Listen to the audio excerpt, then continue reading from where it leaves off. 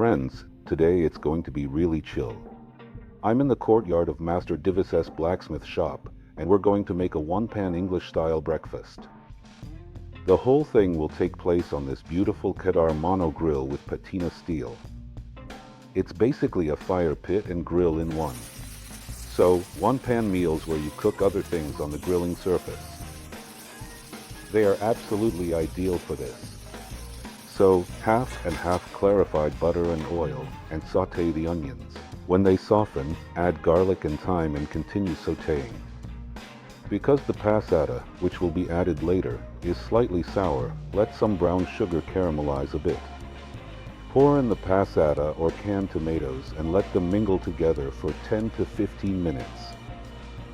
You need the individual flavors to blend and for some of the water in the passata to evaporate a bit. Of course, don't forget to add salt and pepper. And while that's simmering, you'll grill the delicacies that will make it a hit. Put a little oil on the grill surface and start placing them on. Agaricus bisporus, or portobello mushrooms. Thick slices of smoked bacon. Don't use thin English bacon here. Don't forget the jalapeno sausages, grilled tomatoes, and fried eggs. Usually, I don't make distinctions based on who I'm cooking for. But today, I really put in the effort. There's a big difference if your meal doesn't turn out well for the ballet dancers of the National Theatre, or if it doesn't taste good to a group of 100-kilo blacksmiths. And you'll notice the difference the moment you get slapped across the face.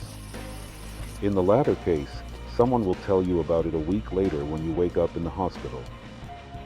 Add butter beans and red beans to the tomato sauce.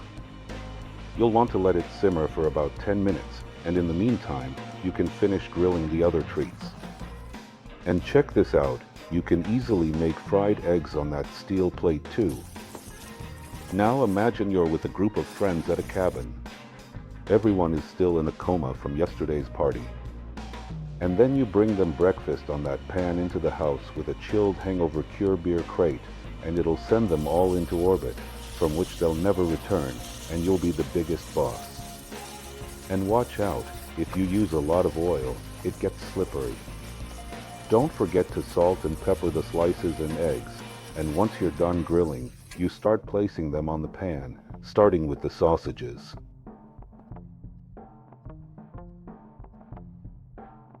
Then the smoked bacon.